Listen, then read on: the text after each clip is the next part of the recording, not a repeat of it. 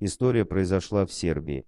Молодой человек ехал на велосипеде по окраинам города и вдруг заметил маленькую бездомную собаку. Место, где был найден щенок, находилось примерно в 10 километрах от ближайшего населенного пункта. Бедняга сидел у дороги и будто чего-то ждал. Парень пожалел малыша, который, скорее всего, пропал бы в одиночестве и без защиты. Он сообщил о необычной находке волонтерам, которые выяснили адрес собаки и сразу выехали за ней. Медлить было опасно, поскольку Кроха, по всей вероятности, долгое время голодал и нуждался в помощи. Вскоре зоозащитники прибыли на то самое место, где возле камня сидел маленький, но очень милый щенок. Когда малыш увидел затормозивший рядом автомобиль, он вскочил с места и кинулся к кустам, активно тявкая на гостей. Вдруг за ним показались еще несколько щенков.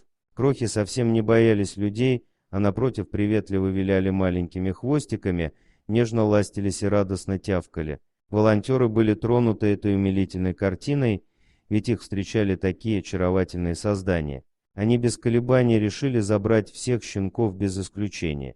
К счастью, у молодых людей было достаточно корма с собой, чтобы накормить всех найденышей. Они заполнили кормом большую миску, и все малыши накинулись на лакомство, забавно подергивая хвостами от удовольствия. Бедняги были очень голодными. После того, как собаки наелись и напились, волонтеры начали общаться с ними. Щенки вели себя очень дружелюбно, позволяли брать себя на руки и смирно сидели в машине. Из 5 щенков только храбрый рыжий Кроха оказался мальчиком. Пока малютки сидели в машине, зоозащитники пытались найти их маму. Но поиски были безрезультатными. Неясно, как животным удалось выжить в лесу в одиночестве. Скорее всего, недобросовестные люди просто завезли их сюда и бросили на произвол судьбы.